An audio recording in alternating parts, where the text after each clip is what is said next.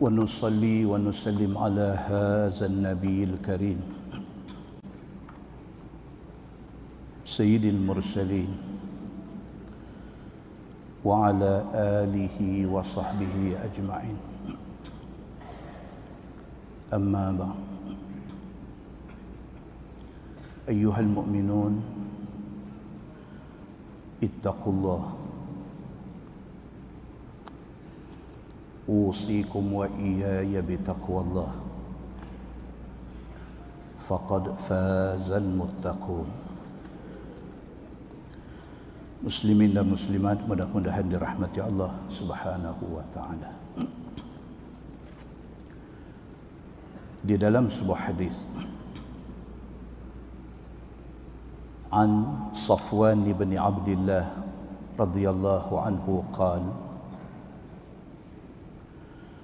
qadimtu Syam فأتيت أبا الدرداء في منزله فلم أجده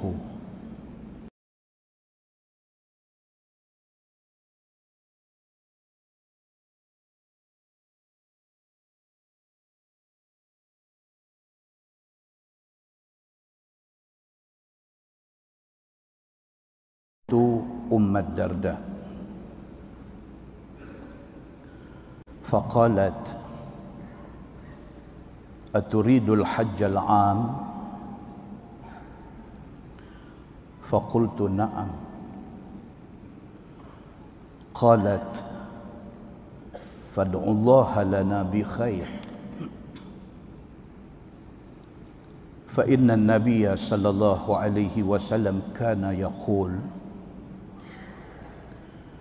دعوة المرء المسلم لأخيه بظهر الغيب مستجابة، عند رأسه ملك موكل،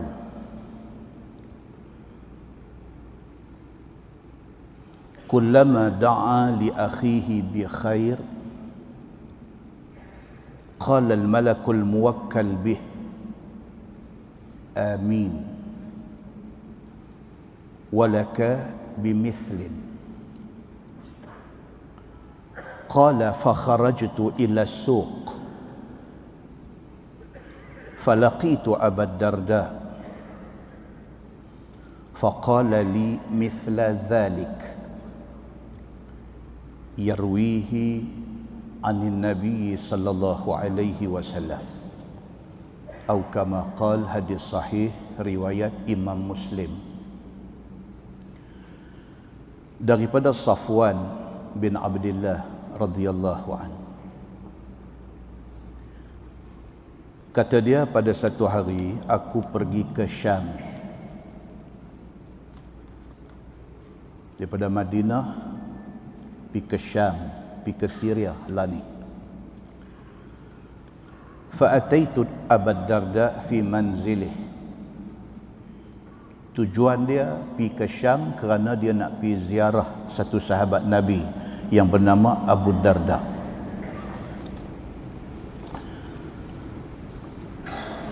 Tuan-tuan muslimin dan muslimat yang dirahmati Allah sekalian, sebelum kita baca panjang hadis ni, kita kenal dulu siapa dia Abu Darda ini. Orang lebih kenal dia dengan nama Abu Darda, tapi nama sebenar dia ialah Uwaimir. Nama betul dia Uwaimir bin Malik bin Qais. Bukanlah zaman dia hidup dulu pun kalau orang pergi cari rumah Uwaimir tak ada orang tahu. Bila habaq kata rumah Abu Darda, semua orang tahu. Sedangkan Darda itu nama anak perempuan dia. Darda nama anak perempuan dia. Dia dikenali dengan nama Abu Darda, bapa kepada Ad-Darda, nama anak perempuan dia. Dan bini dia juga dikenali dengan nama Ummud Darda. Dia seorang sahabat Nabi yang hebat, sehingga dia digelar Hakimul Ummah. Hakim makna dia bijak. Hakimul Ummah maksudnya umat pada masa tu dia di antara orang yang bijak. Dia orang Madinah daripada suku Khazraj. Kan Madinah dulu daripada Aus ada Khazraj. Bila Nabi SAW hijrah ke Madinah, Nabi kata Nabi tak mau dengar lagi ada Aus ada Khazraj. Nabi kata dua-dua ni Aus dan Khazraj ini Nabi kata bagi nama Ansar. Abu Darda dikenal Abu Ad-Darda Al-Ansari. Dia masuk Islam lewat, sehingga ada riwayat kata di kalangan orang Ansar dia antara orang yang last masuk Islam.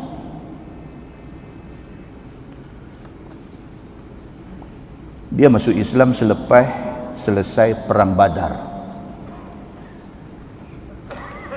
Di sana ada satu cerita tentang punca dia masuk Islam. Satu hari dua orang sahabat Nabi yang bernama Abdullah bin Rawahah dan juga Muhammad bin Maslamah, dua orang sahabat Nabi sudah pergi ziarah dia. Dia belum Islam. Dia pergi ziarah dia dengan tujuan nak ajak dia masuk Islam. Pada masa tu rumah dia ada satu bilik khas. Dalam bilik itu dia simpan berhala.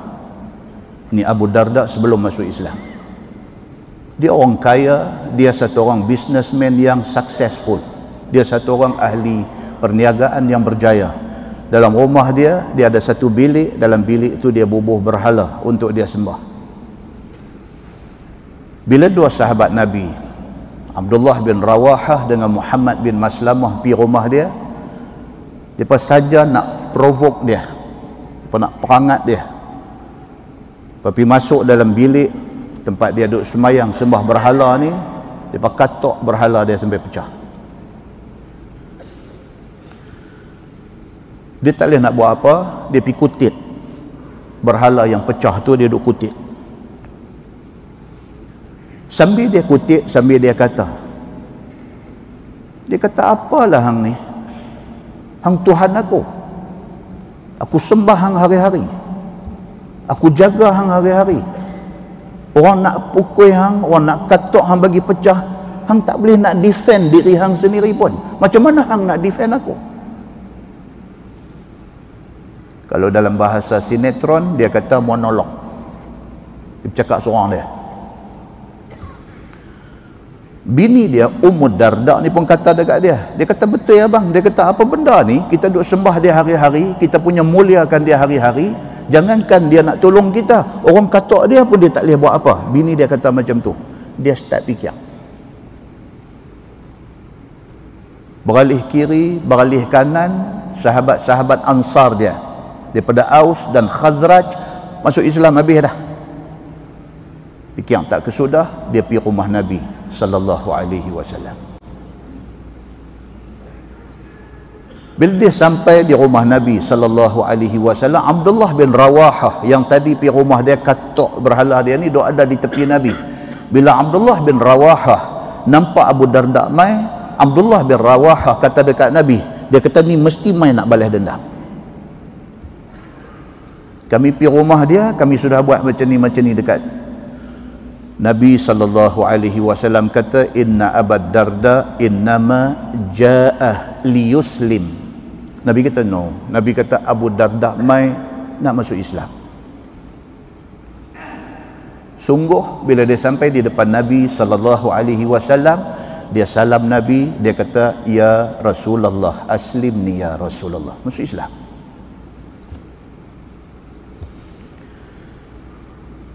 Demikian cerita Abu Darda masuk Islam.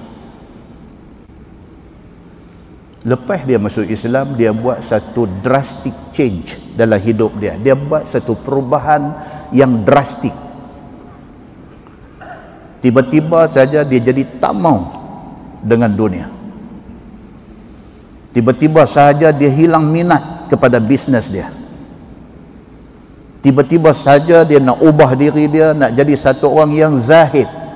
Dia nak zuhud dengan dunia. Dia tinggal semua. Sedangkan dia satu orang businessman yang well known di Madinah. Orang kenal Abu Darda ni sebagai satu orang ahli bisnes, sebagai satu orang ahli perniagaan yang cukup berjaya. Tak tahu macam mana tiba-tiba dia tawang hati. Dia pindah pergi duduk satu rumah kecil. Yang dalam satu cerita lain kata Umar pernah pergi ziarah dia. Bila Umar masuk rumah dia, Umar menangis. Tengok ke susahnya hidup dia. Umar tanya dia. Umar kata, ya Abu Darda, awak sampai jadi macam ni? Islam tak suruh hang jadi macam ni. Dia kata, tak ada apa. Aku nak fokus kepada ibadah. Itu saja. Aku tahu Islam tak suruh aku jadi macam ni, tapi aku nak fokus. Muslimin dan muslimat yang dirahmati Allah sekalian. Zaman Sayyidina Umar bin Al-Khattab jadi khalifah, Umar nak lantik dia jadi governor. Umar nak lantik dia menjadi governor di Syam. Dia tak mau. Dia dilantik sejak daripada zaman Nabi sallallahu alaihi wasallam masih hidup. Dia dilantik untuk menjadi salah seorang daripada pengumpul Al-Quran. Nabi lantik dia. Cari sahabat-sahabat yang hafal Quran, cari lembaran-lembaran yang tertulis Quran, Nabi suruh himpun. Dia di antara orang yang diberi tugas oleh Nabi sallallahu alaihi wasallam. Dia mati di Mesir pada masa pemerintahan Sayyidina Umar, pada masa pemerintahan Sayyidina Osman bin Affan, sebelum Sayyidina Osman mati dibunuh. Dia mati di Iskandariah, Mesir. Ini cerita Abu Darda. Cuba kita baca hadis dia.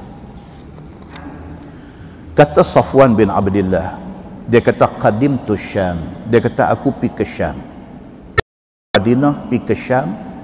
Fa'ataitu Abu Darda fi manzil, dengan tujuan nak pergi rumah Abu Darda, nak pergi ziarah Abu Darda, satu sahabat Nabi yang hebat ini. Falam ajidhu, aku sampai di rumah dia, dia tak ada di rumah. Wa wajadtu Ummu Darda, yang aku jumpa isteri dia, Ummu Darda. Faqalat, Ummu Darda kata dekat Safwan, dia kata aturidul hajj al-am. Ummu Darda tanya kepada Safwan yang mai ziarah ni, dia kata, Safwan, hang ada cadang nak pergi haji ke tahun ni? Safwan, ada cadang nak pergi Mekah buat haji ke tahun ni? Faqultu na'am. Safwan kata, ya, saya bercadang nak pergi haji tahun ni. Qalat, kata isteri Abu Darda, dia kata fad'ullaha lana bi khair. Dia kata kalau sungguh hang jadi pergi haji sampai Mekah, jangan lupa doa kami dengan kebaikan. Tuan-tuan, Ummu Darda orang hebat, dia isteri kepada Abu Darda. Kita dah baca hadis cerita macam mana apabila Abu Darda mati, Muawiyah mai meminang dia. Muawiyah orang hebat, Ummu Darda tak mau menikah dengan Muawiyah. Dia kata dia nak jadi isteri Abu Darda di akhirat esok. Ummu Darda satu orang perempuan hebat, isteri kepada seorang sahabat Nabi yang hebat. Apabila jumpa satu orang mai ziarah dia, dia kata hang ada cadang nak pergi Mekah buat haji ke tahun ni? Kau ni kata ya, ada cadang. Dia kata jangan lupa bila sampai sana doakan kebaikan untuk kami. Tuan-tuan, satu sunnah. Kita bagi ringan mulut bila jumpa orang, tambah orang yang baik-baik ni. Kita jumpa, mulut sebut macam tu, doa kat saya, doa kat saya, doa kat saya. Apa kata Ummu Darda? Dia kata fa inna Nabiyya sallallahu alaihi wasallam kana yaqul. Ummu Darda kata kerana Nabi sallallahu alaihi wasallam ada bersabda. Nabi kata da'watul mar'il muslim li akhihi bi zahril ghaib mustajabah. Nabi kata kalau satu orang kawan kita, dia doa dekat kita tanpa pengetahuan kita. Doa itu mustajabah. Kalau kita ada kawan kita tu teringat kat kita. Bila dia teringat kat kita, dia doa kepada Allah, minta kebaikan dekat kita. Doa satu orang kawan di belakang kita tanpa pengetahuan kita, Nabi SAW kata doa itu mustajabah. Itu doa mustajab. Pasal apa? Pasal dia ikhlas. Orang main depan kita, dia cakap 1000 perkataan, belum tentu dia ikhlas dia bercakap depan kita. Dia nak jack kita ke, dia nak ambil hati kita ke, dia ada satu interest, satu kepentingan dengan kita ke, dia cakap ni belum tentu ikhlas. Tetapi kalau belakang kita, tanpa pengetahuan kita, dia doa kat kita, dia ikhlas dengan kita. Nabi SAW kata doa satu orang belakang kita tanpa pengetahuan kita, kalau dia doa itu mustajabah. Nabi kata itu doa mustajab. Nabi kata inda ra'sihi malakun muwakkal. Nabi kata kerana dekat dengan kepala dia ada satu malaikat yang Allah wakilkan malaikat itu. Kullama da'a li akhihi bi khair, apabila dia doa kebaikan kepada saudara dia, qala al malakul muwakkal, maka berkata malaikat yang Tuhan bagi tugas dekat dia ni, amin. Tuhan bagi satu malaikat dekat kita ni yang kerja dia bila kita doa kebaikan dekat kawan, kerja dia mengaminkan doa itu. Satu malaikat yang diberi portfolio khas untuk dia, satu tugas khas dekat dia. Tugas dia apa dia? Apabila satu orang doa dekat kawan dia, di belakang kawan dia, malaikat ni kerja dia kata apa? Amin. Malaikat mengaminkan doa itu. Siapa kata? Nabi SAW kata.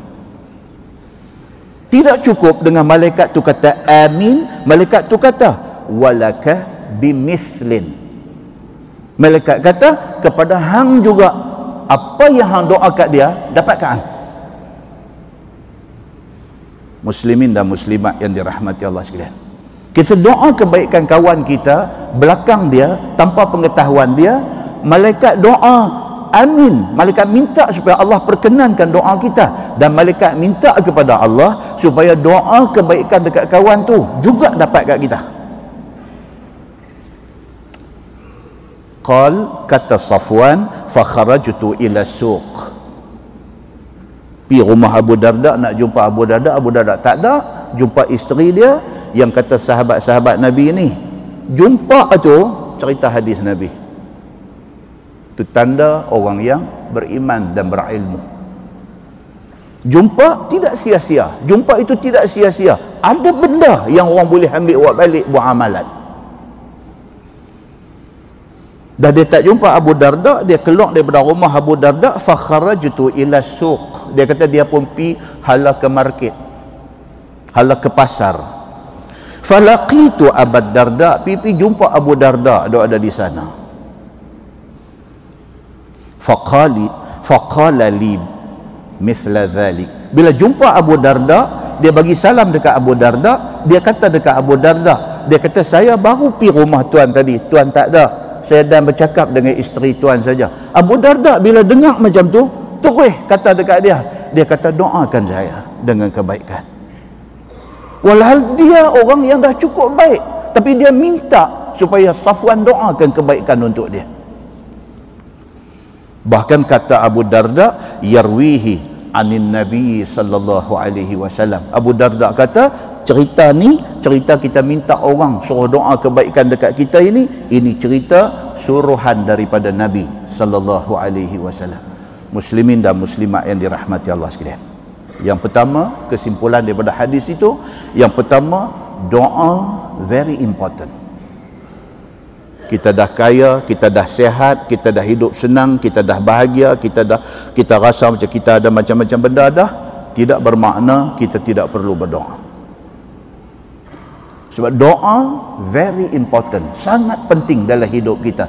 Akan sampai satu masa, satu ketika kita berhajat dengan Allah Subhanahu wa taala. Tuhan bagi kita kaya, Tuhan bagi kita sakit. Tuhan bagi kita sihat, Tuhan bagi kita kurang duit. Selama-lamanya manusia tidak akan dapat semua benda hak dia nak. Akan ada satu benda yang dia nak kena minta kat Tuhan. Maka doa ada satu benda yang tidak boleh dipandang remeh oleh sesiapa pun. Doa sangat important. Satu. Yang kedua, doa menunjukkan kita ada connection dengan Allah. Bila kita selalu berdoa, bermakna kita dengan Allah ada satu connection. Kita ni connected dengan Tuhan. Yang ketiga, doa di belakang pengetahuan orang sangat mustajab. Ingatlah, nombor satu kita kena ingat apa dia? Mak ayah kita. Ada lagi ke? Dah tak ada ke? Doa kena jalan. Doa kena jalan. Pasal apa? Pasal doa di belakang orang-orang yang kita doa mustajabah. Sangat mustajab. Kerana diaminkan oleh malaikat yang ditugaskan khusus oleh Allah Subhanahu wa ta'ala. Yang keempat, orang putih kata do good. InsyaAllah good will come to you. Buatlah kebaikan, InsyaAllah kebaikan dapat kat kita. Kita doa kawan kita supaya Allah bagi khair, bagi kebaikan dekat dia. Malaikat doakan kepada kita. Kita buat satu kebaikan, kebaikan akan mai kepada kita. Muslimin dan muslimat yang dirahmati Allah sekalian, dalam sebuah hadis riwayat daripada Ibrahim radhiyallahu anhu, kata dia, zahaba Alqamah ila Syam, falamma dakhala al-masjid qala Allahumma yassir li jalisan salihan. Fajalasa ila Abi Darda. Faqala Abu Darda, mimman anta? Qal, min ahli al-Kufah. Qala Abu Darda, alaysa fikum aw minkum sahibus sir alladhi la ya'lamuhu ghayruh, yani Hudzaifah. Qala Alqamah, qultu bala. Qala alaysa fikum aw minkum alladhi ajarahu Allah ala lisani nabiyhi sallallahu alaihi wasallam, yani minasyaitan, yani Ammaran. Qultu bala. Qala alaysa fikum aw minkum sahibus siwak wal wisad aw sirar? Qala Alqamah, bala. Qala kaifa kana Abdullah yaqra wal layli idha yaghsha wan nahari idha tajalla? Qultu wal dhakari wal untha. Qala ma zala bi haula hatta kadu yastanziluni an syai'in sami'tuhu min Rasulillah sallallahu alaihi wasallam. Atau kama qala, hadis sahih riwayat Al-Bukhari. Hadis daripada Ibrahim. Dia ni tabi'in, dia bukan sahabat Nabi, dia tabi'in. Dia kata zahaba Alqamah ila Syam.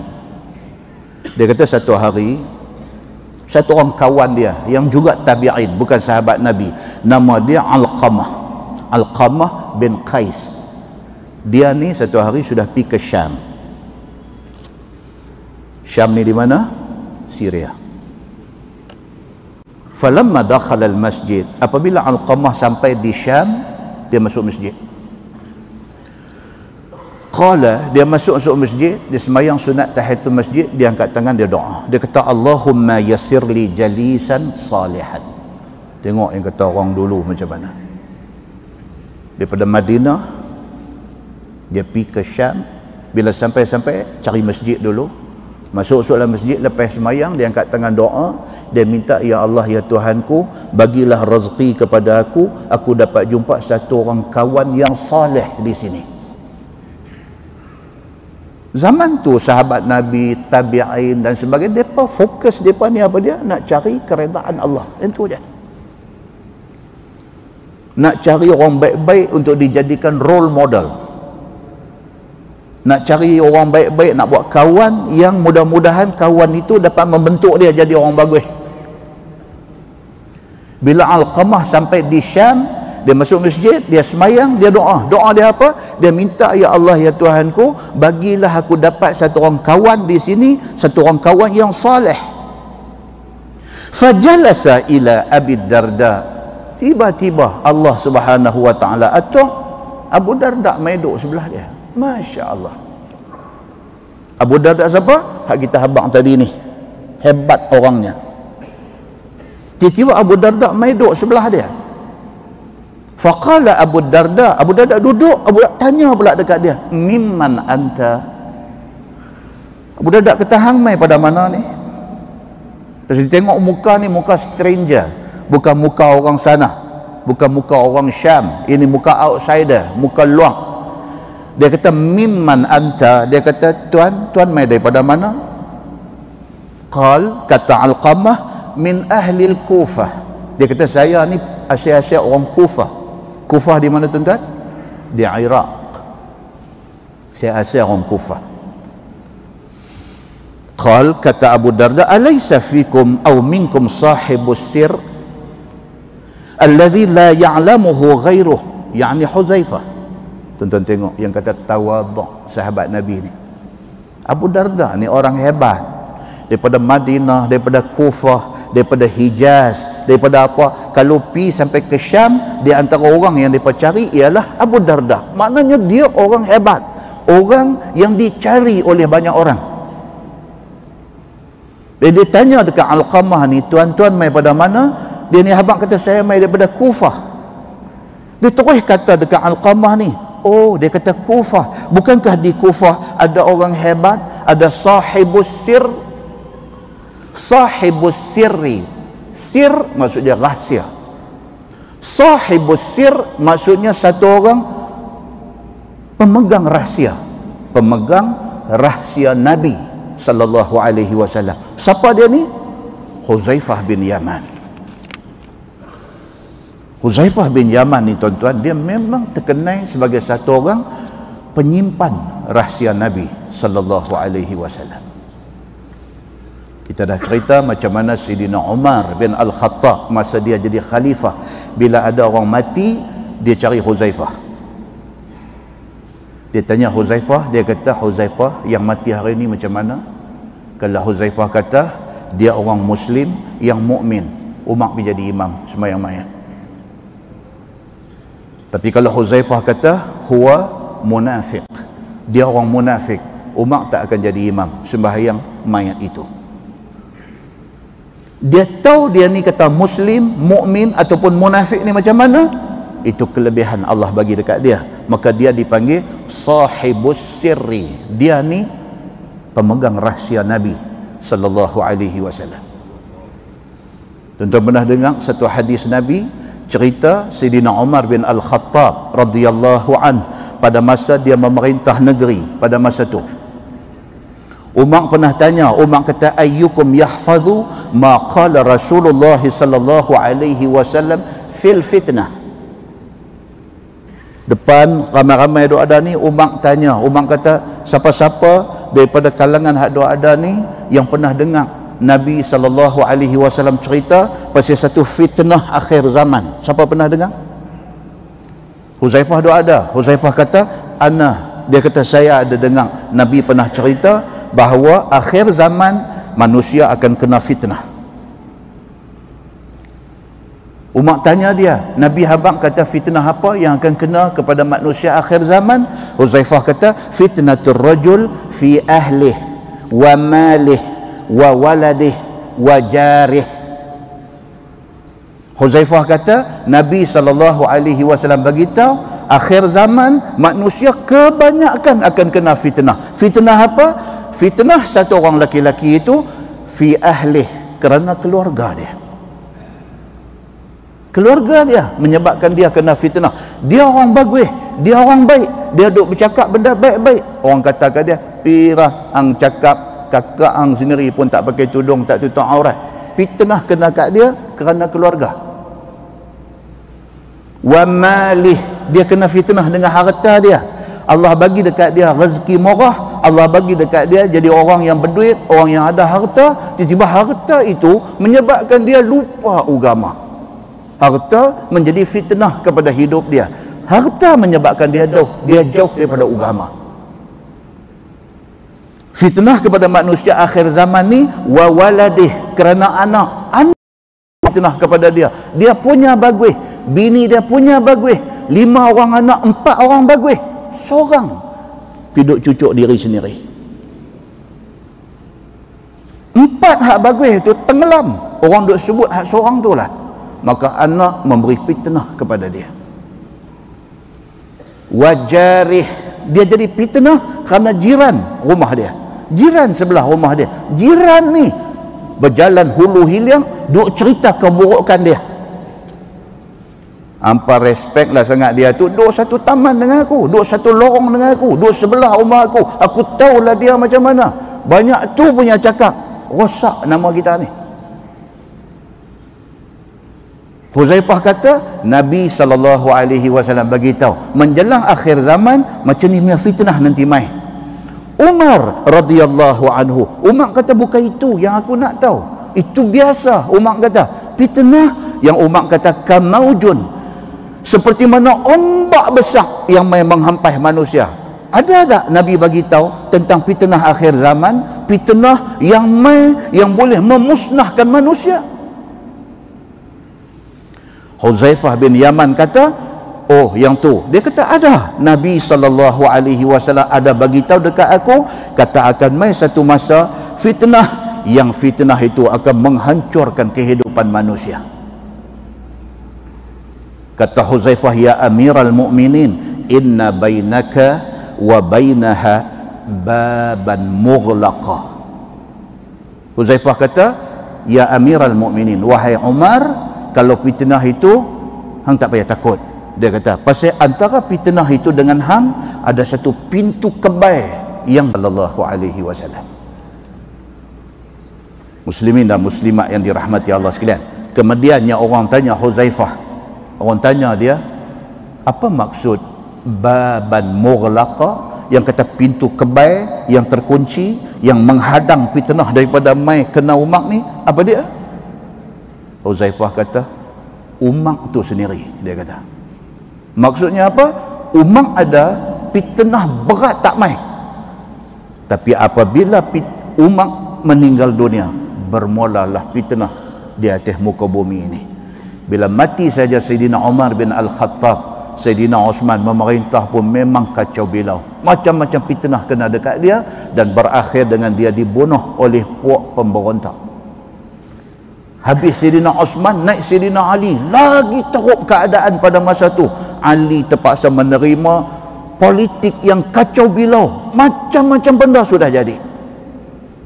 Benda ni semua jadi bila pintu kebai tadi telah dipecahkan, dan pintu kebai itu ialah Umar bin Al-Khattab radhiyallahu an.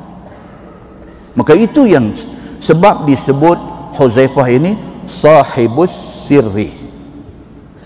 Kemudian kata Abu Darda kepada Alqamah ni tadi, dia kata qultu, bukankah alaysa fikum aw minkum alladhi ajarahu Allahu ala lisani nabiyhi sallallahu alaihi wasallam, yakni minasyaitan, yakni Ammaran.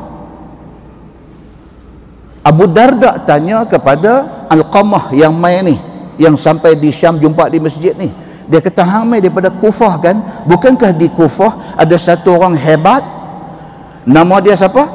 Ammar bin Yasir. Kita baru cerita di mana? Di masjid Pematang Buluh.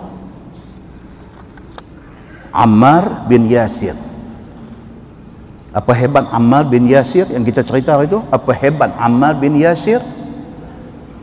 Hebat dia pasal dia satu family. Dia, bapa dia Yasir dengan mak dia Sumayyah. Bapa dia dengan mak dia adalah syahid pertama di dalam Islam. Ammar, Allah bagi dia umur panjang sampai umur berapa? 88. Kalau buat test tak lepas ya? Tak ingat dah. Allah bagi Ammar bin Yasir umur panjang sampai umur 88 dia hidup. Kita cerita masa dia kena salai, Abu Jahal panggang dia di atas api. Nabi mai, Nabi buat apa? Nabi sapu hubung-hubung kepala Ammar bin Yasir. Nabi kata apa? Nabi kata, ya nar, wahai api, jadilah kamu sejuk seperti mana kamu pernah sejuk kepada Ibrahim alaihi salam. Api jadi sejuk dan tidak memudaratkan Ammar bin Yasir. Ammar bin Yasir ini juga ada di Kufah. Abu Darda kata dekat Alqamah, hang mai daripada Kufah mai ke sini, sedangkan di Kufah ada orang hebat cukup banyak. Di Kufah ada Huzaifah bin Yaman, penyimpan rahsia Nabi. Di Kufah ada Ammar bin Yasir, satu orang hebat. Ya mai sini pergi cari apa? Dia kata lagu tu. Dan dia kata lagi, kamu mai ke sini, bukankah alaysa fikum aw minkum sahibus siwak wal wisad was sirar? Dia kata, bukankah Kufah tempat hang tu, bukankah di Kufah ada satu orang yang dipanggil dia ni sahibus siwak, dipanggil dia ni tuan kepada siwak, beruh gigi, dipanggil dia ni sahibul wisad, tuan punya bantai. Wisad, wisadah, bantai. Kan tuan-tuan pergi tengok orang Arab, dia tak ada Arab asal no. Dia tak ada kursi-kursi macam kita ni, Roselle apa, Vela design, terah. Depa semua kapet, lepas tu dia bubuh bantai. Bantai rendah tu dengan satu penyandak. Yang tu dia panggil wisadah. Arab panggil wisadah. Masuk-masuk dekat ruang tamu rumah dia tu, kapet dengan tu lah duduk tu. Yang tu bantai tu dipanggil wisadah, wisad. Dia kata, bukankah di Kufah ada sahibul wisad, ada orang yang kerja jaga bantai, awis sirar, bukankah di Kufah ada orang yang kerja jaga sarir, jaga lembek, tikar, tempat tidur Nabi sallallahu alaihi wasallam. Siapa dia ni? Maksud dia ni, maksudnya Abdullah bin Mas'ud radhiyallahu an. Pasal apa Abdullah bin Mas'ud dipanggil sahibus siwak, dipanggil dia tuan kepada beruh gigi? Pasal apa? Pasal dia kerja khidmat kepada Nabi sallallahu alaihi wasallam. Yang kata Ibnu Mas'ud ataupun Abdullah bin Mas'ud ini, dia ni kerja khidmat kepada Nabi. Nabi bangkit tidur nak gosok gigi nu, duk tunggu nak berkhidmat. Dengar Nabi bangkit, pergi ambil ayak, pergi ambil kayu siwak untuk Nabi gosok gigi. Dia juga dipanggil sebagai sahibun na'lain. Nih, Abdullah bin Mas'ud juga dipanggil sahibun na'lain, tuan kepada sepasang kasut. Pasal apa? Pasal dia di antara orang, ada lagi berapa sahabat lain duk buat kerja ni, dia di antara orang yang apabila Nabi keluar masjid ambil kasut bubuh, maka dia dipanggil sahibun na'lain, tuan kepada sepasang kasut. Bila Nabi main masjid, Nabi buka kasut, dia ambil bungkus simpan. Tentu tengok macam mana para sahabat Nabi ridwanullah alaihim ajma'in, mereka ni hari-hari duk fikir apa boleh contribute untuk Nabi. Kerana contribute untuk Nabi bermakna contribute untuk Islam. Contribution, kita patut kena fikir yang tu. Fikir apa aku boleh contribute untuk agama aku. Apa?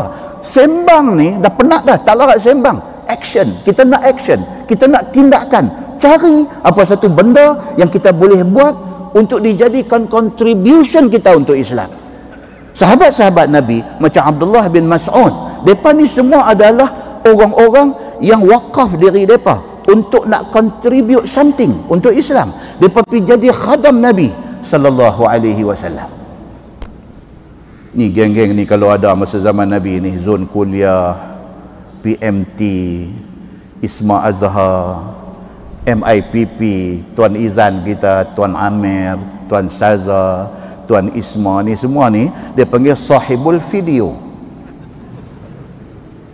Sahibul video. Video Arab panggil video tu video. Fa ya dal ya waw. Sahibul video. Tapi sebab zaman Nabi tak ada yang ni, tak ada. Kalau ada dia panggil sahibul video. Ini contribution. Tuan-tuan, mereka spend duit mereka beli kamera, beli apa ni, nak on air, nak masuk dalam Facebook, nak masuk dalam YouTube ni semua perlu biaya. Perlu duit ni untuk nak beli airtime, untuk nak tembak masuk ni. Untuk apa? Untuk dakwah sampai ke ceruk dunia. Tuan-tuan balik tengok geng ada report di tepi tu, sampai daripada planet Mareh buat dah. Punya merepek jadi apa ni. Dia seronok duk bubuh tu ni daripada mana tu dia tulis macam betul tak, kita tengok cek balik planet Mareh ni orang duk bertaminda. Planet Mareh ni muslimin dan muslimat yang dirahmati saja daripada nak meramaikan keadaan nak bagi seronok. Tapi nak habang kata ini contribution untuk Islam. Para sahabat Nabi ridwanullah alaihim ajma'in, mereka sentiasa fikir macam mana nak contribute untuk Islam. Sekurang-kurangnya di hari akhirat esok ada satu benda boleh habang di depan Allah, dia ada contribution untuk Islam. Muslimin dan muslimat yang dirahmati Allah sekalian, demikian cerita Abu Darda tawaduk. Apabila Alqamah mai jumpa dia beritahu macam tu. Dia kata, bukankah ada di tempat hang orang-orang hebat, orang-orang yang kenamaan dari segi ilmu dan dari segi amal. Padahal dia tu hebat, tapi tidak pernah dia underestimate orang lain, tidak pernah dia downgrade orang lain, tidak pernah dia peleceh orang lain, tidak pernah dia rasa dia lebih daripada orang lain. Itu sifat para sahabat Nabi ridwanullah alaihim ajma'in. Muslimin dan muslimat yang dirahmati Allah sekalian, kalau kita baca kisah-kisah mereka ni, memang dia boleh inject satu semangat kepada kita bagaimana kita nak kena transform jadi orang-orang yang menyumbang untuk agama. Mudah-mudahan mukadimah itu memberi manfaat kepada kita, insya-Allah. Kita menggunakan Bahrul Mazi jilid 21. Bahrul Mazi jilid 21 muka surat 82. Muka surat 82, masalah dia kata menulis Al-Quran. Kita tajuk malam ni dia nak cerita Quran ini start diperintah dan disuruh tulis sejak daripada zaman Nabi sallallahu alaihi wasallam. Nabi suruh tulis. Zaman Nabi suruh himpun Quran yang ditulis secara berterabuk. Dia ni tulis di kulit binatang, dia ni tulis di kulit kayu, dia ni simpan dalam ingatan dan sebagainya. Nabi suruh himpun. Tapi Quran kemudiannya pada zaman Sayyidina Abu Bakar As-Siddiq, Sayyidina Umar propose kepada Sayyidina Abu Bakar. Dia kata, boleh tak boleh? Dia kata, kita gerakkan satu usaha, kita bukukan Al-Quran. Abu Bakar As-Siddiq pada mulanya tak mau buat. Dia kata, pasal apa? Ini benda bid'ah. Dia kata, pasal apa? Pasal Nabi ada Nabi tak suruh pun buat buku. Kalau sekiranya benda ni baik dan benda ni boleh buat, tentu Nabi suruh. Dia kata, Nabi cuma suruh himpun saja. Nabi tak suruh buat dalam jilid, jadikan satu buku. Aku tak berani buat benda yang Nabi tak buat dan Nabi tak suruh buat. Tapi Umar bin Al-Khattab radhiyallahu anhu bagi penjelasan kepada Sayyidina Abu Bakar. Dia kata, bukan kita nak buat satu benda yang Nabi tak buat, bukan kita nak buat satu benda salah, kita nak buat satu benda baik. Sebab dia kata peperangan duk jalan, orang yang hafal Quran duk mati dalam medan perang. Dia kata macam mana generasi akan datang. Dia kata kalau sekiranya geng-geng yang hafal Quran, sahabat-sahabat yang hafal Quran ini gugur syahid dalam medan perang, Quran sana lubang sini lubang, tak komplit. Sebelum berlaku benda tu, dia kata kita himpun dan kita bukukan. Lepas itu kita perbanyakkan buku itu supaya umat kemudian hari ada Quran yang kita duk baca hari ini. Abu Bakar As-Siddiq agreed. Okey, dia kata setuju. Takutnya sahabat Nabi Sayyidina Abu Bakar As-Siddiq, takutnya dia nak buat benda yang Nabi tak buat, Nabi tak suruh buat. Dia takut salah. Berhati-hatinya Abu Bakar ni dalam soal ni. Dia takut kalau pergi buat, kalau salah, kalau berdosa macam mana. Tapi setelah Umar boleh convince dia, Umar boleh yakinkan dia, dia yakin benda ni tak salah. Okey. Bila wafat dia, Sayyidina Umar bin Al-Khattab radhiyallahu anhu teruskan kerja ni.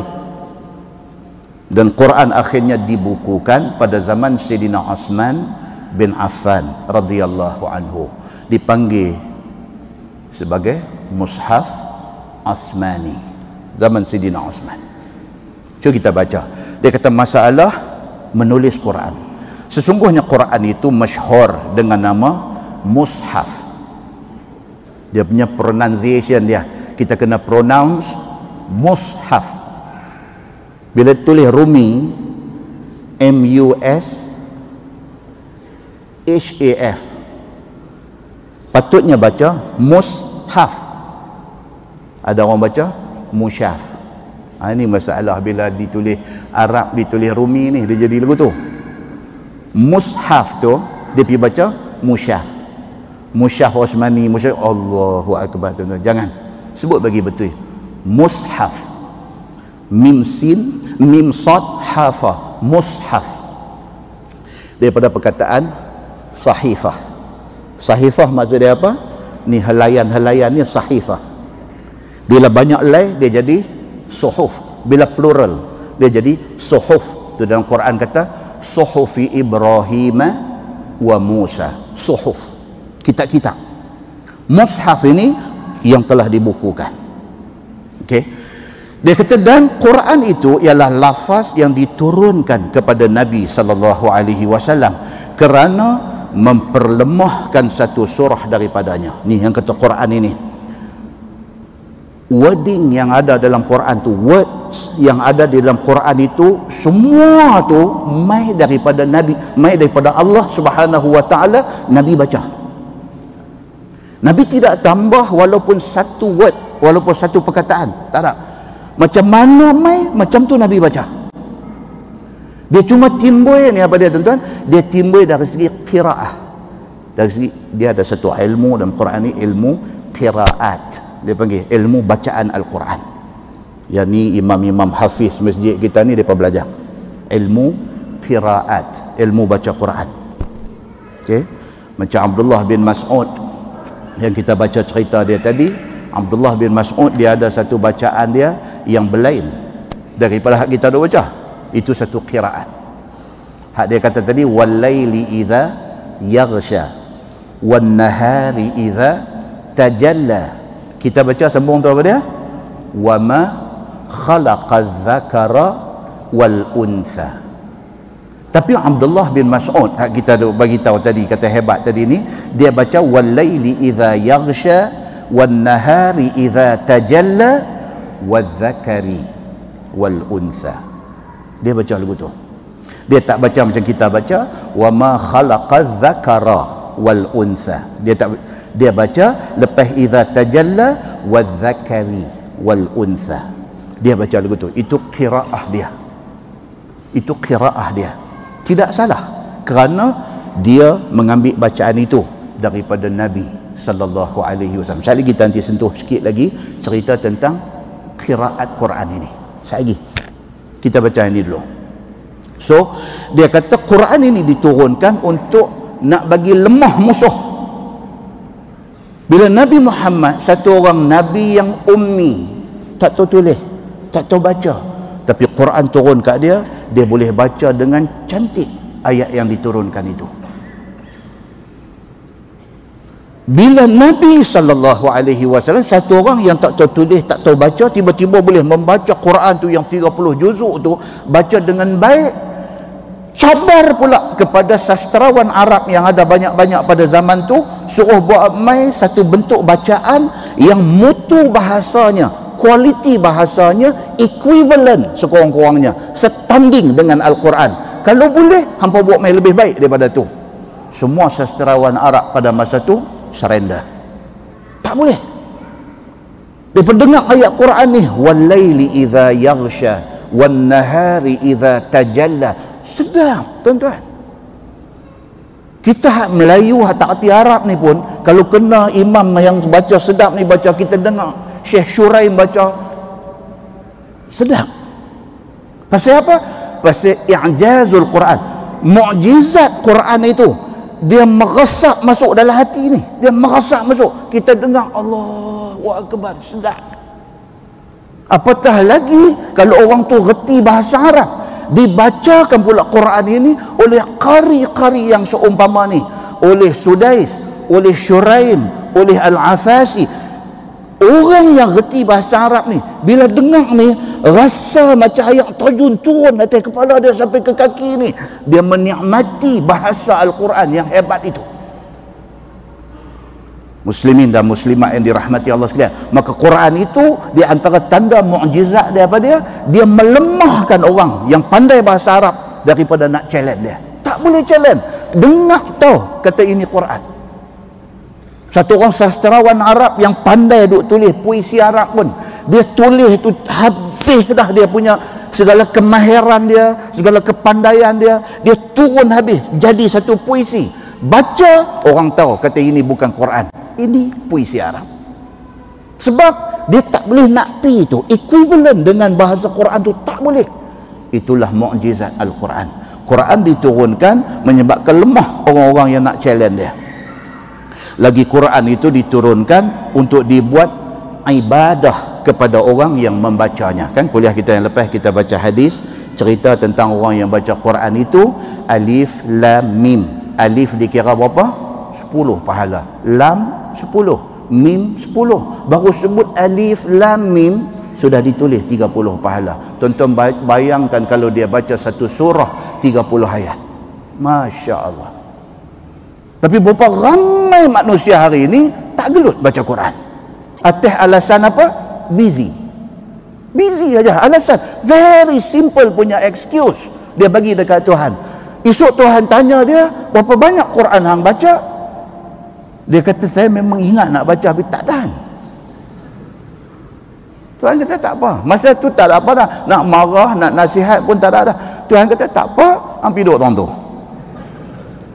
Muslimin dan muslimat yang dirahmati Allah sekalian, Allah turunkan benda ni semua nak jadikan Quran itu ibadah apabila kita baca. Maka ialah daripada awal suratul Fatihah, iaitu alhamdulillahi rabbil alamin arrahmanir rahim, sampailah kepada suratul Nas, iaitu minal jinnati wan nas. Itu Quran. Pembuka Quran apa dia? Surah Al-Fatihah. Habis surah Al-Fatihah dia start apa? Dia start dengan Al-Baqarah. Alif lam mim dzalikal kitabu la raiba fihi hudal lil muttaqin. Dia mai jumpa Ali Imran, dia jumpa sampai surah penghabis, surah An-Nas, sampailah kepada ayat minal jinnati wan nas. Full stop, habis Quran. Muslimin dan muslimat yang dirahmati Allah sekalian, maka Quran itu ditulis akan dia sejak daripada zaman Nabi sallallahu alaihi wasallam. Quran ini ditulis sejak zaman Nabi. Ada beberapa orang sahabat yang Nabi pilih mereka untuk jadi katibul wahyi, penulis wahyu Nabi sallallahu alaihi wasallam. Dan dia kata sampailah masa terbitnya matba'ah esok ni, seperti pada zaman kita hari ni. Dia kata sampailah zaman lah ni ada matba'ah, maksudnya apa? Kelang cetak Al-Quran. Zaman Nabi tulis. Sampai zaman lah ni ada matba'ah, ada kelang cetak Quran. Kalau kita pergi haji, kita pergi umrah, kalau travel yang bawa kita tu usaha sikit bawa kita pergi kelang cetak Al-Quran. Kita pergi tengok macam mana percetakan Al-Quran dibuat di sana. Dia tak bagi kita masuk pergi duduk ronda, dan dia bagi duduk di atas ni aja. Kita tengok daripada atas tu, tengok di bawah tu macam mana dia perkelang duk cetak Quran tu, yang hak kulit hijau hak depa duk bagi rata tempat tu dicetak di sana. Dan benda tu tidak boleh dijual kerana dia dibuat untuk wakaf, bagi free. Kalau siapa dapat peluang sampai di kelang cetak Al-Quran di sana, nak balik depa bagi satu complimentary dekat kita, bagi seorang satu. Kita boleh cakap Arab sikit, dia bagi hak besarnya. Tak boleh cakap Arab, bagi hak kecil dia macam tu. Muslimin dan muslimat yang dirahmati Allah sekalian, dia kata maka setengah daripada orang yang tulis Quran itu ada pada zaman sahabat Nabi. Seperti mana khabar yang dikeluarkan oleh Imam At-Tirmizi. Ni hadis dia nak cerita. Hadis dia an Abi Yunus radhiyallahu anhu maula Aisyah qal amaratni Aisyah radhiyallahu anha an aktuba laha mushafan. Kata dia diriwayatkan daripada satu orang tabi'in. Dia ni yang kata Abu Yunus, dia bukan sahabat Nabi, dia tabi'in. Tabi'in maksud dia apa? Dia tak dan jumpa Nabi, dia cuma dan jumpa sahabat Nabi, begitu. Nama dia Abu Yunus. Dia adalah hamba kepada Aisyah radhiyallahu anha yang kemudiannya dimerdekakan.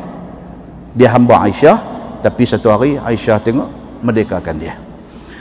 Aisyah isteri Nabi sallallahu alaihi wasallam katanya telah menyuruh akan daku oleh Aisyah radhiyallahu anha bahawa aku tulis baginya satu mushaf. Aisyah ni cerita selepas wafat Nabi sallallahu alaihi wasallam.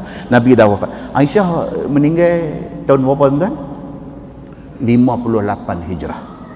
Dia meninggal tahun 58 Hijrah. Lama. Nabi selepas hijrah ke Madinah 10 tahun, Nabi wafat.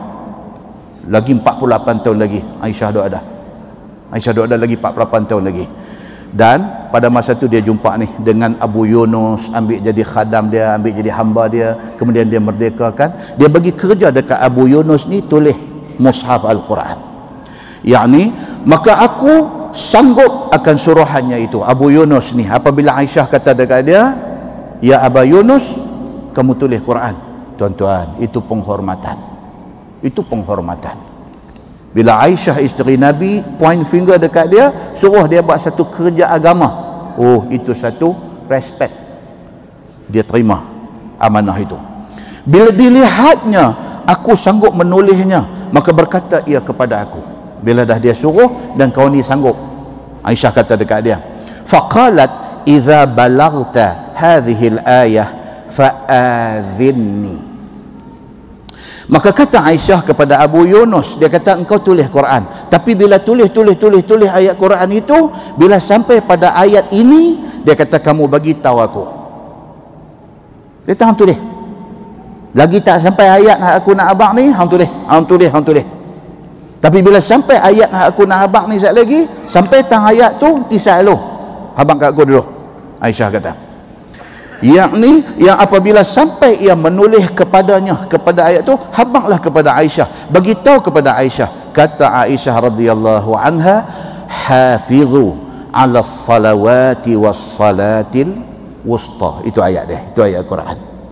Hafizu ala salawati was salatil wusta. Banyak orang duk ambil ayat tu, depa duk tulis di jam tu, jam masjid duk pakai tu, jam waktu azan tu, kan? Dia panti tulis itu, hafizu ala salawati was salatil wusta. Hendaklah hampa semua pelihara 5 waktu semayang. Dan Nabi emphasize, Nabi kata was salatil wusta, dan sembahyang wusta. Saat lagi nak jadi cerita panjang saat lagi tu, sembahyang wusta tu sembahyang apa? Yang tu yang nak jadi perbahasan saat lagi. Baik. Maka Aisyah kata dekat Abu Yunus, kamu tulis Quran yang aku suruh ni, tulis. Sehinggalah kamu tulis sampai dekat ayat ni, ayat hafizu ala salawati was salatil wusta. Bila sampai tang ayat tu, habaq kat aku. Aisyah kata. Maka kata Aisyah, supaya aku nak bagi tahu kepada kamu beberapa lafaz yang mau ditulis. Aisyah kata, aku nak bagi beberapa lafaz tambahan supaya hang tak lupa perkataan selepas daripada ayat tadi. Dia kata, dan lafaz-lafaz itu tidak ada di dalam mana-mana Quran. Aisyah pegang itu. Aisyah kata, aku duduk dengar banyak orang yang hafal Quran ni, dia hafal ayat ni, hafizu ala salawati was salatil wusta, hak sambungan tu mereka tak baca. Sedangkan aku baca yang tu kerana aku dengar bacaan tu daripada Nabi sallallahu alaihi wasallam. Dia jadi macam tu. Dia jadi macam tu. Sama dengan kisah siapa tadi? Abdullah bin Mas'ud. Tak berani sebut dah, mulut dia Abdullah bin Mas'ud. Abdullah bin Mas'ud tadi walaili idza yaghsha, kan? Bacaan dia dengan bacaan kita hari ni ada sikit tak sama. Aisyah pun ada satu kes juga. Ayat hafizu 'ala salawati was salatil wusta. Mai tang ayat tu Aisyah kata aku ada hafal daripada Nabi. Dia kata. Nak kata apa kat dia? Nabi itu siapa? Suami dia. Dia kata aku ambil ayat ni daripada Nabi, tapi ada sambung lain sikit. Aku duk dengar orang lain baca, tak ada benda tu. Itu sebab dia kata dekat Abu Yunus, kamu tulis Quran, bila sampai tang tu habaq kat aku nak masukkan tu perkataan yang Nabi habaq kat aku tu. Nampak tuan? Dia jadi macam tu. Baik. Masalah dia kata lafaz ataupun kalimah Quran yang dibaca oleh Aisyah di dalam Al-Quran. Sesungguhnya Aisyah ada padanya kalimah Quran yang tidak ada di dalam Quran yang ma'ruf kepada kita hari ini. Itu dia. Dia kata Aisyah ni dia ada mai tang ayat ni, mai tang hafizu 'ala salawati was salatil wusta. Aisyah ada hafal belain pada orang lain. Tanya orang lain, sahabat-sahabat Nabi apa yang disebut, tak ada benda tu. Aisyah kata ada, dan dia pertahan mati-matian. Dia kata dia ambil ayat itu daripada Nabi sallallahu alaihi wasallam. Ini perbahasan dia. Dan kalimah-kalimah yang mau diisi oleh Aisyah di dalam Quran itu telah didengarnya dan diambil oleh Aisyah daripada Nabi sallallahu alaihi wasallam. Aisyah berkeras mengatakan hafazan dia ni dia ambil daripada Nabi. Nampak? Sama dengan siapa tadi? Abdullah bin tu jawab dah. Abdullah bin Mas'ud tadi, dia pun berkeras. Dia kata Nabi sallallahu alaihi wasallam baca wal-laili idza yaghsha wan-nahari idza tajalla wadh-dhakari wal-untha. Dia kata lagu tu. Tapi majoriti orang lain kata no, wan-nahari idza tajalla wa ma khalaqa adh-dhakara wal-untha. Ada beza. Perbezaan itu dia panggil perbezaan qiraat. Tidak ada siapa salah. Semua pun betul kerana semua ambil daripada Nabi sallallahu alaihi wasallam. Kita tengok lagi cerita dia. Baik. Kata Aisyah, dia kata dia ambil benda tu daripada Nabi seperti mana tersebut dalam hadis Abu Yunus itu. Itu kata dia falamma balaghtuha azantuha. Dia kata maka apabila aku tulis, Abu Yunus pun tulis dan Aisyah suruh dia pun tulis. Bila aku sampai kepada ayat yang diberitahu oleh Aisyah itu, maka dia pun kata, maka aku bagi tahu kepada Aisyah tulisan aku sudah sampai kepada ayat hafizu 'ala salawati was salatil wusta. Bila aku khabarkan kepada Aisyah, maka Aisyah pun membacanya dan memberi khabar kepada aku barang yang mau ditulis itu. Aisyah nampak, dia kata dia betul. Dia kata dekat Abu Yunus, okey, hang dah sampai dah tang tu, tulis apa yang aku baca. Sambung hadis tu, fa amalat alayya hafizu 'ala salawati was salatil wusta wa salatil asri wa qumu lillahi qanitin. Dia pergi tambah yang tu. Aisyah tambah yang tu. Maka merencana oleh Aisyah ke atasku akan Quran yang ada padanya. Tu perkataan hadis dia kata fa amalat. Kan kita mengaji sekolah Arab, siapa yang mengaji sekolah Arab dia ada satu ni dia panggil imla atau imla ni lah bahasa Inggeris dia kata dictation. Cikgu baca kita tulis, dengar kan dalam bahasa Inggeris cikgu baca once upon a time, dia sebut itu once upon a time, dia begitu. Kita dengar, kita duk baca once upon, kita punya orang putih tak boleh pakai punya orang putih. Upon pun sebut tak betul lah. One upon the time. Tahu tu pergi mengaji bahasa Inggeris, dia main satu pelajaran dictation. Dia sebut once upon a time. Once upon a time bunyi. Kening duk angkat 2 kali, dia pun ulang 2 kali, mampu tulis lagu kita punya mah. Yang tu dia panggil imla dalam bahasa Inggeris. Dictation tu dia panggil imla. Jadi apabila Aisyah kata dekat dia ni, dekat Abu Yunus ni, dia kata now aku nak baca hang imla. Dia tahan tulis apa yang aku baca. Maka kira-kira maknanya hafizu ala salawati was salatil wusta was salatil asri. Dia masuk perkataan tu. Perkataan tu tak ada dalam Quran kita duk baca hari ini. Tapi itu dibaca oleh Aisyah. Dan Aisyah kata dia ambil bacaan itu daripada Nabi sallallahu alaihi wasallam. Dan dia suruh Abu Yunus tulis. Maksudnya dia kata aku pun tulis apa yang Aisyah suruh. Maksud perkataan hafizu ala salawah tu, pelihara oleh sekalian kamu akan segala sembahyang yang 5. Ala salawat. Salawat maksudnya apa? Sembahyang-sembahyang plural. Maksudnya sembahyang fardu ada berapa? 5. Mazhab Syafi'i kata 5. Mazhab Hanafi, geng-geng duk kerja kedai si kandak ni, depa mazhab Hanafi. Depa 6, sembahyang fardu depa 6. Termasuk apa satu lagi? Witir. Witir depa panggil witru. Kacau buat ni. Witru. Kan? Saya dulu apabila ambil sijil halal JAKIM ni, JAKIM mai cek, bukan dia cek ingredients, bahan saja. Dia cek ni budak-budak kerja ni. Panggil test, tanya soalan-soalan fardu ain. Bila bertanya budak kerja mai daripada India ni, dia kata semayang berapa waktu ada? 6. Dia kata. Dia pun terkejut.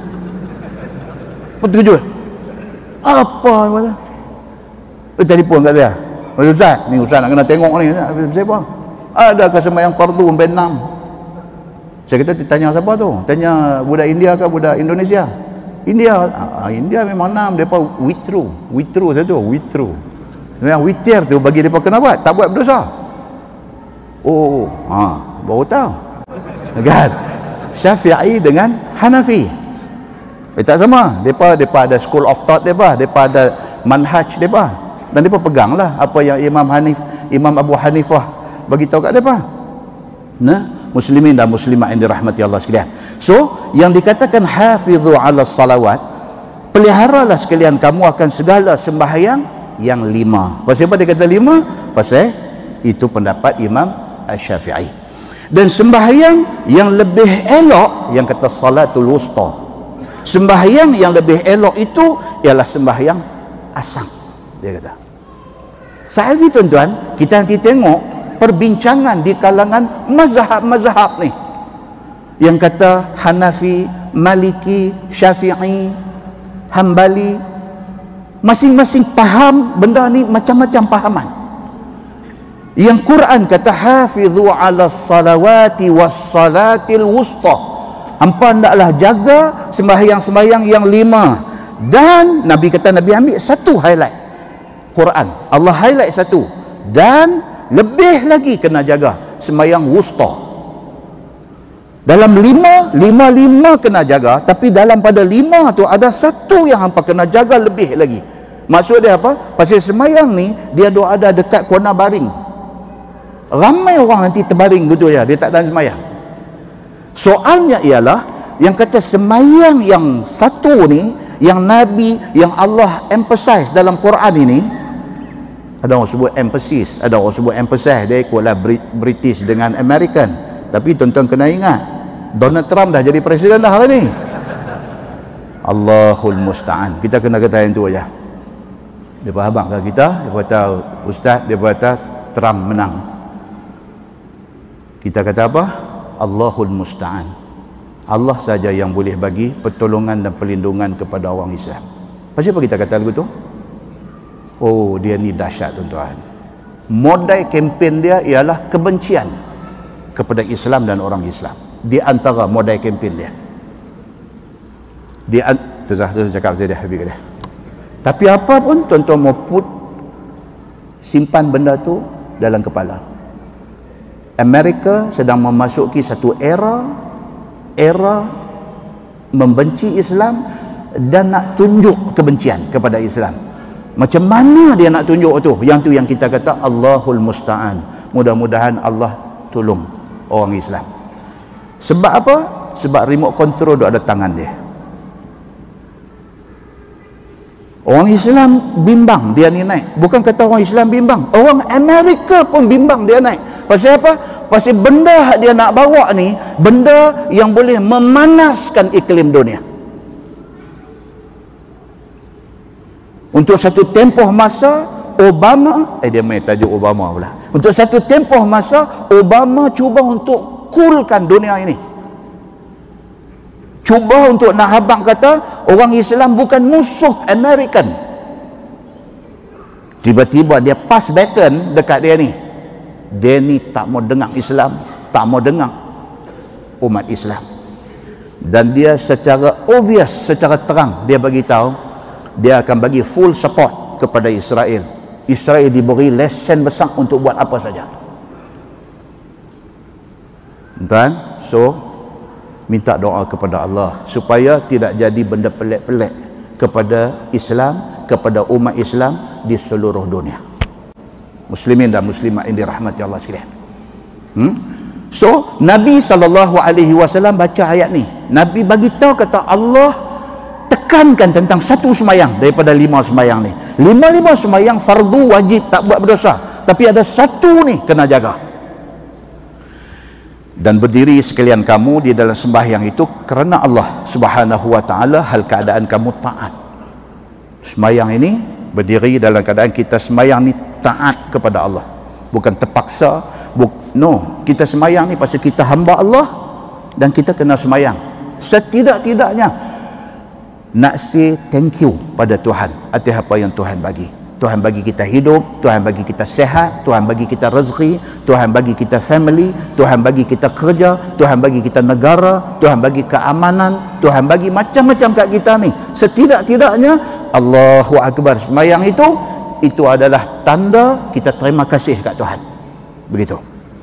Kata Abu Yunus, dia kata waqalat sami'tuha min Rasulillah sallallahu alaihi wasallam, dan kata Aisyah radhiyallahu anha, kemudian daripada Abu Yunus tulis apa yang dia suruh tadi ni.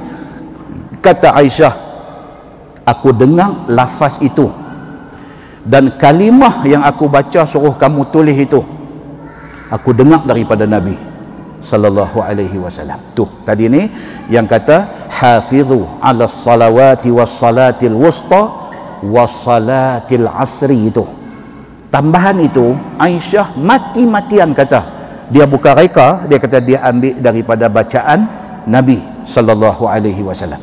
Kata At-Tirmizi bermula ini hadis hasan lagi sahih, dan pada bab ini ada riwayat daripada Hafsah binti Umar bin Al-Khattab yang juga isteri Nabi sallallahu alaihi wasallam.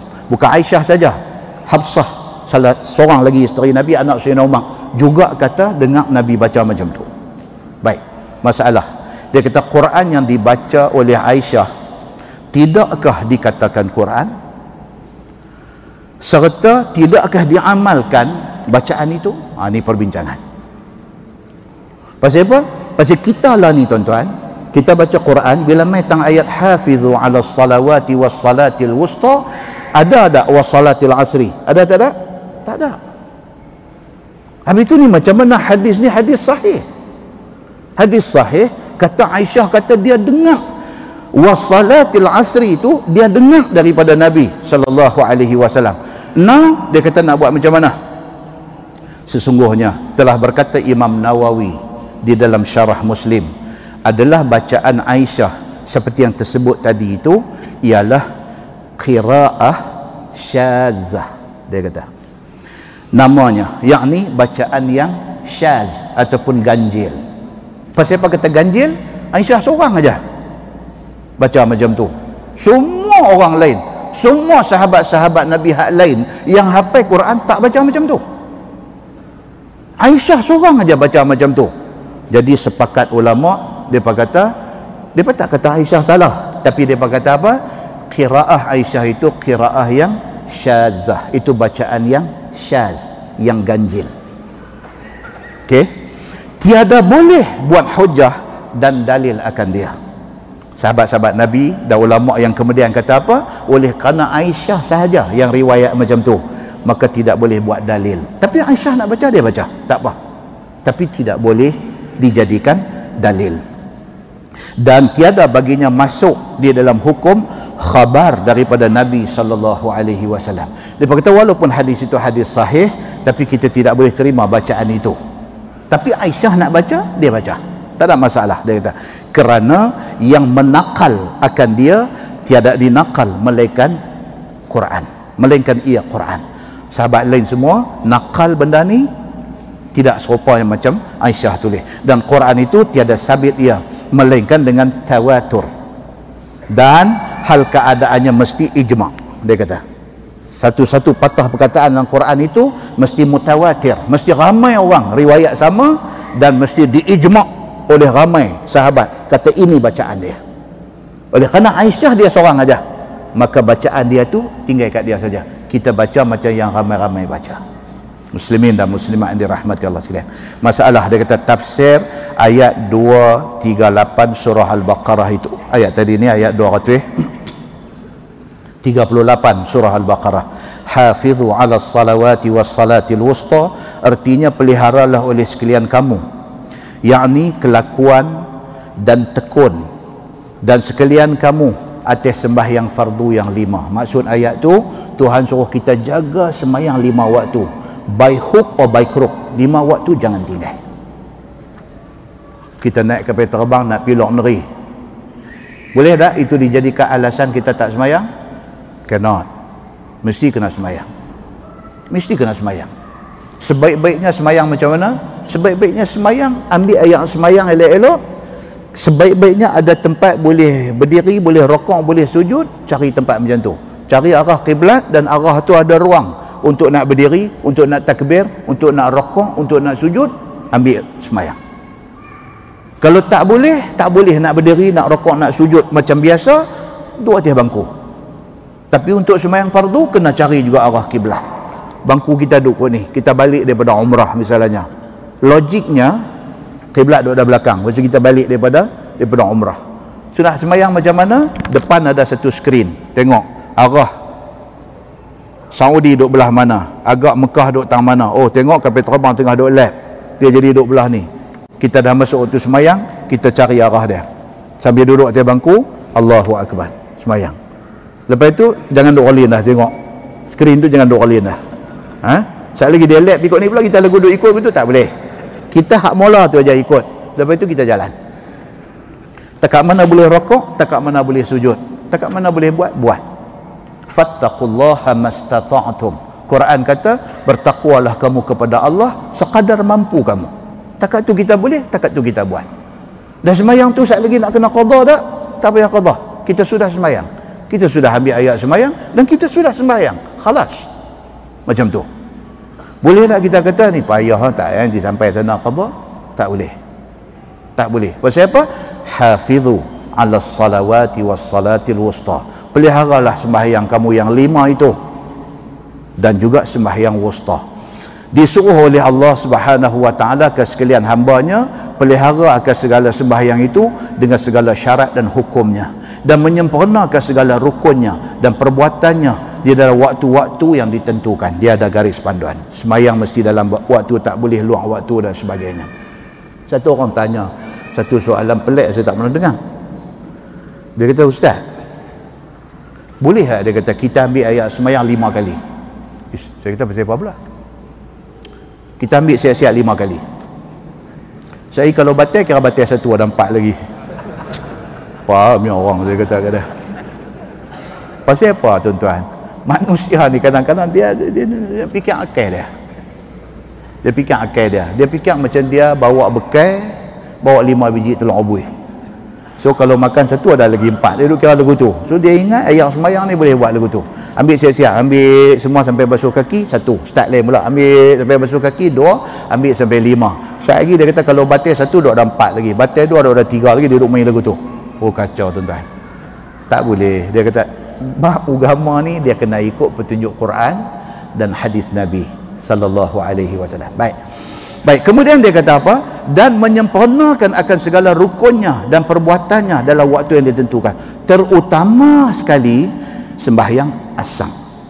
Dia kata kerana pada waktu asang itu orang suka kerja. Dia kata kalau zaman kita lah bukan suka kerja, orang balik kerja. Sembahyang asang ni time balik kerja.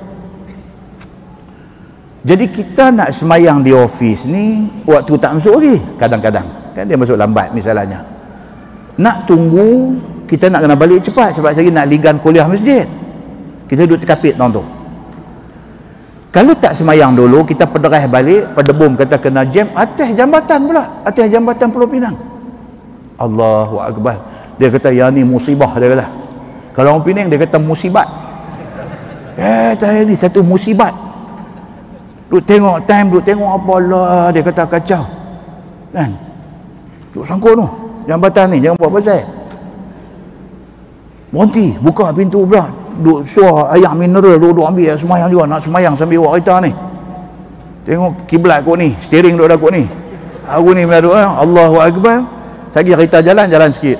Tak jalan sikit, aku duk main macam tu. Punya bagus kan.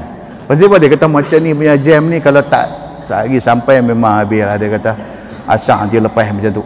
Ini yang kata semayang asang, dia jadi macam tu. Time balik kerja, bila balik kerja ni macam-macam cerita boleh jadi. Tambah geng kerja belah Penang. Jambatan ni 1001 kemungkinan boleh jadi atas jambatan tu. Bukan ada aksiden apa pun. Satu motor tayar pancet. Syekh ni motor dia tayar pancet. Ni hak lalu ni prihatin. Slow tengok. Dia ni berhenti pasal apa? Dia slow, dia tarik 5 second, 10 second. Hak next pada dia ambil 5 second, 10 second, sejam lah. Nak maki kawan tayar pancet ni tak boleh. Dia pun bukan saja nak bagi pancet tayar dia. Ni hak prihatin ni. Yang belakang tu tak semayang asang lagi. Kerana itu sebahagian ulama kata, Nabi kata salatul wusta itu adalah semayang asang. Semayang asang ni ramai orang nanti kena. Pasal apa? Dia kena time tu, time balik kerja. Apatah lagi orang KL, tuan-tuan. Allahu Akbar. Duk kerja di Jalan Ampang, nak balik mana, duduk di Seremban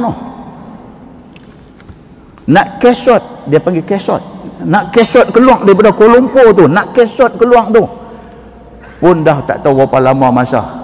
Dah dapat highway, sangkut lagi sampai di rumah, cun bang maghrib, asang tak mayang lagi. Okey, ini benda-benda yang dia duk bagi tahu dekat kita. So terutamanya dia kata semayang asang, kerana pada waktu asang itu orang kerja dan orang lalai. Ni Syekh ni pencen, tak kerja apa, terlepas juga asang.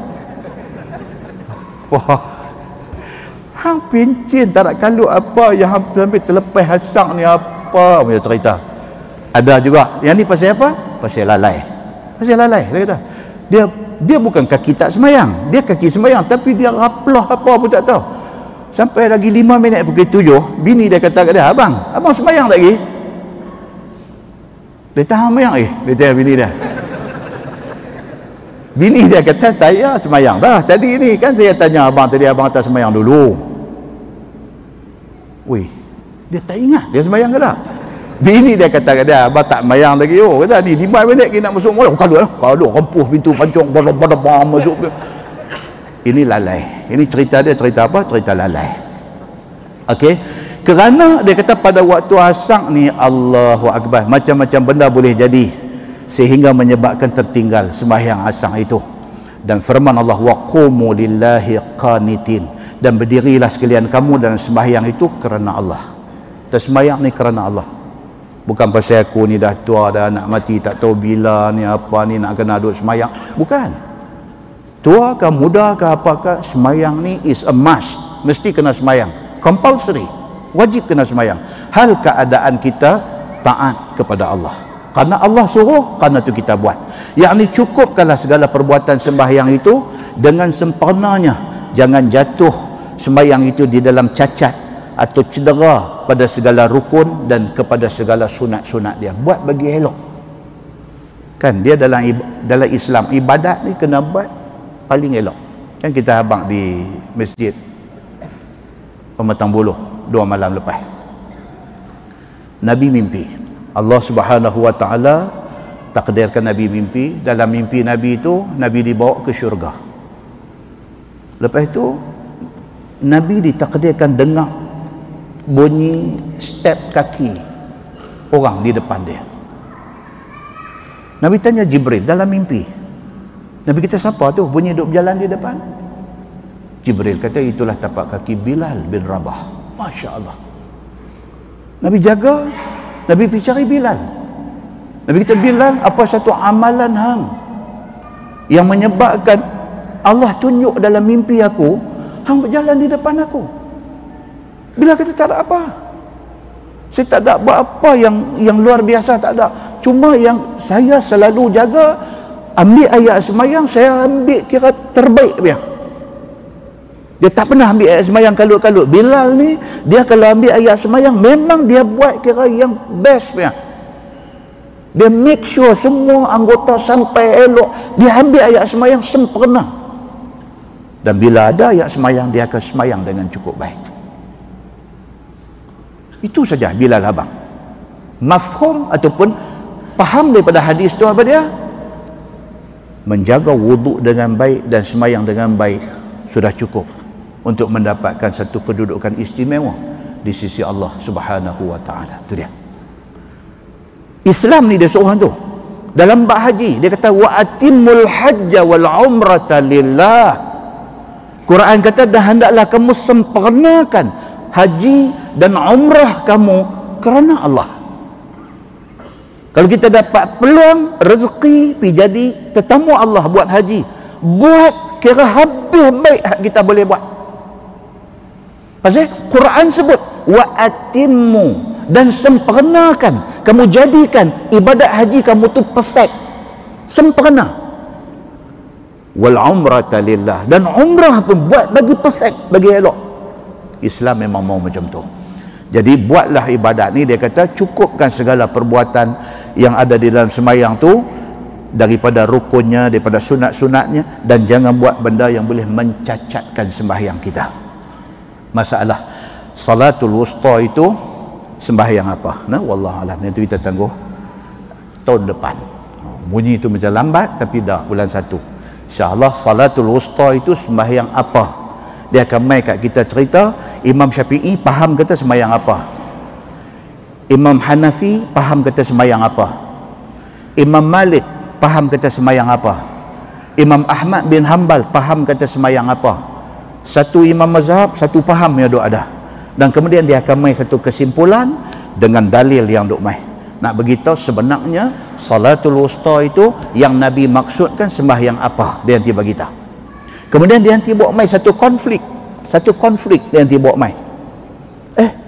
Dia kata kalau macam tu takkan Imam Syafi'i tak jumpa hadis yang dibaca oleh imam ni. Ada yang main macam tu. Persoalan tu lah pun timbul. Dia kata takkan Imam Syafi'i tak jumpa hadis ni. Dia nanti bagi tahu penyelesaian konflik tu. Dia nanti bagi tahu ni dalam kitab kita baca ni, dia nanti bagi tahu pasal apa Imam Syafi'i berpendapat berlain daripada setengah mazhab lain, dan dia akan bagi tahu penyelesaian dia apa dia. InsyaAllah. Dan akan datang insyaAllah tuan-tuan, kita akan mai cerita tentang Nabi SAW doa keburukan ke atas orang kafir. Nabi pernah satu hari dia marah dekat kafir ni. Nabi terus doa, minta, ya Allah ya Tuhanku, penuhi rumah mereka, penuhi kubur-kubur mereka dengan api. Nabi kata, is it okay untuk Nabi doa keburukan kepada orang kafir? Dia akan mai hadis perbincangan dia. Dan pasal apa Nabi mai macam tu punya marah?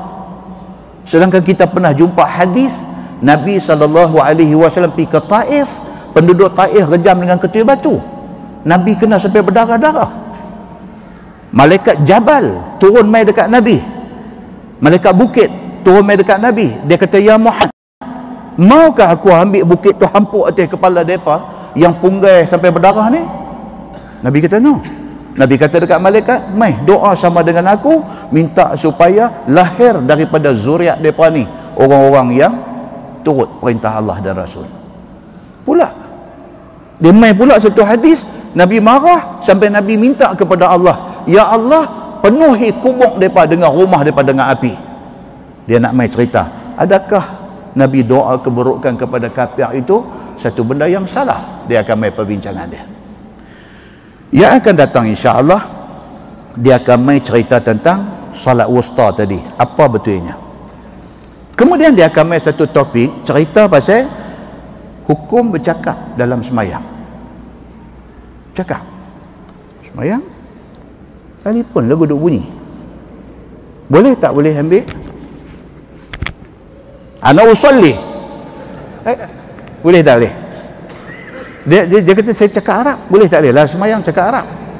Tapi itu bukan cakap yang berkaitan dengan ayat Quran ataupun zikir-zikir yang bersabit dengan semayang apa. Angkat. Dia mula dia tak angkat. Dia vibrate. Dia buat tak tahu. Tapi duduk maki lampu. Maki lampu tak haram. Dia main gitu. Dia marah. Dia bila marah ni dia keluar tak elok lah. Kata ada ke duk call pukul 7-10 minit. Tak tahu maghrib time ni duduk ingat dia doa pula. Habis tu lagi. Guru pula masuk lagi call. Marah 3 kali angkat. Ana usalli. Dah. Tahu dia. Baik, tajuk yang akan datang dia kata boleh tak boleh cakap tu. Dan ada tak ada berlaku pada zaman Nabi sallallahu alaihi wasallam. Yang ni menarik. Ada tak ada jadi benda macam ni zaman Nabi? Okey. Kemudian dia akan mai tajuk akan datang ni cerita sedekah benda hak kita tak mau. Kita bagi sedekah, tapi benda hak kita bagi tu benda buruk.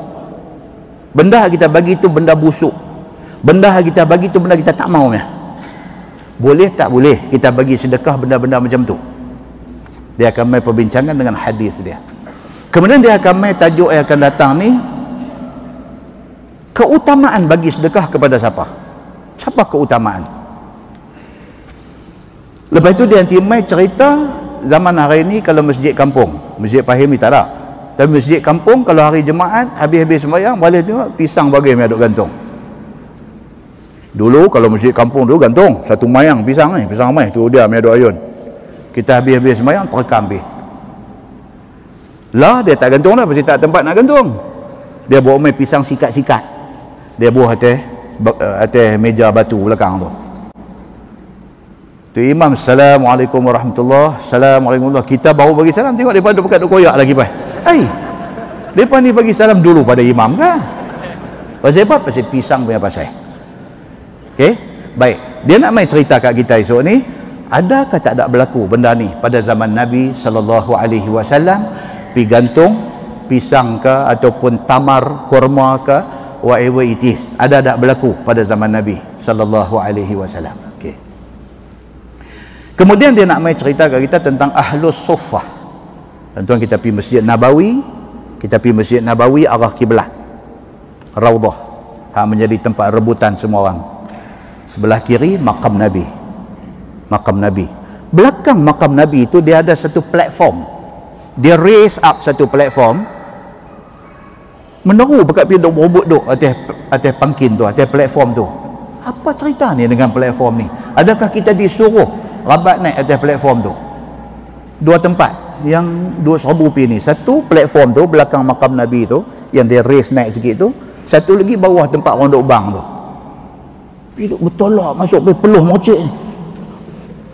Ada istimewa ke dua tempat ni? Kita nanti cerita insya-Allah dalam kuliah yang akan datang. Apapun platform itu adalah tempat Ahlus Suffah dia panggil. Dan kita akan cerita satu-satu siapa dia Ahlus Suffah ni. Dan istimewa dia sampai zaman lah. Tuan-tuan pergi Masjid Nabawi, kawasan yang kubah sliding tu. Kan dia ada satu kawasan dia boleh buka bagi nampak langit tu. Dekat beam di kawasan kubah sliding tu ada tulis nama-nama orang. Itu adalah nama-nama Ahlus Suffah. Apa istimewa mereka ni? Sampai hari ni orang duk simpan nama daripada atas tu. Tajuk yang akan datang insya-Allah akan menceritakan. Kemudian sedekah. Duit haram boleh tak sedekah? Ataupun setidak-tidaknya duit syubhah. Boleh tak boleh sedekah? Kalau boleh dapat pahala ke tak lah? Itu tajuk-tajuk yang akan datang insya-Allah. Kita tangguh dengan tasbih kafarah dan suratul Asr. Subhanakallahumma wa bihamdik asyhadu an la ilaha illa anta astaghfiruka. Bismillahirrahmanirrahim.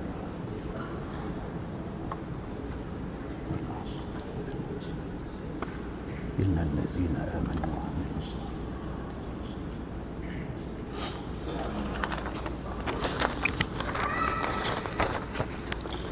اللهم صل على محمد في الأولين والآخرين وسلم رضي الله تبارك وتعالى عن ساداتنا أصحاب سيدنا رسول الله أجمعين. بسم الله الرحمن الرحيم. الحمد لله رب العالمين حمدا يوافي نعمه ويكافئ مزيده. يا ربنا لك الحمد كما ينبغي لجلال وجهك الكريم وعظيم سلطانك.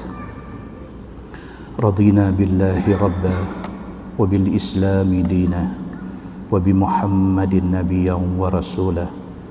اللهم افتح علينا فتوح العارفين وارزقنا فهم النبيين بجاه خاتم المرسلين. اللهم فقهنا في الدين وعلمنا التأويل واهدنا صراطك المستقيم.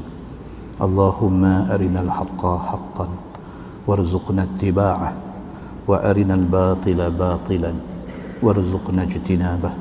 اللهم اجعل جمعنا جمعا مرحوما وتفرقنا من بعده تفرقا معصوما. وصلى الله على محمد وعلى آله وصحبه وسلم والحمد لله رب العالمين. السلام عليكم.